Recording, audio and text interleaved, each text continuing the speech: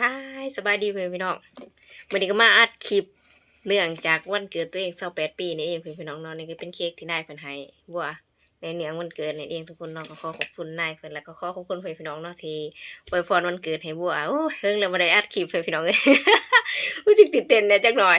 มาอัดก่อนจักหน่อยทุกคนพอได้เตือนหันหน้าปีต่อๆไปเนาะนั่นเองเพื่อนพี่น้องเอาไว้เบิ่งตอนเฒ่านำนั่นเองเนาะถ้าอายุ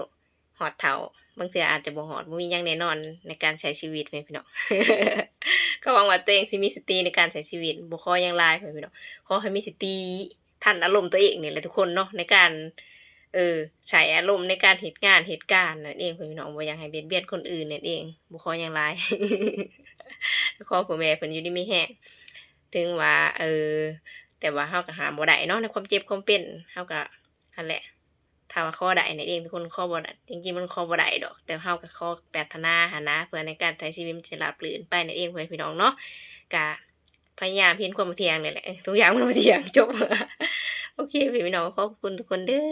ที่อวยพรนั่นเองพ่อแม่พี่น้องเนาะก็เป็น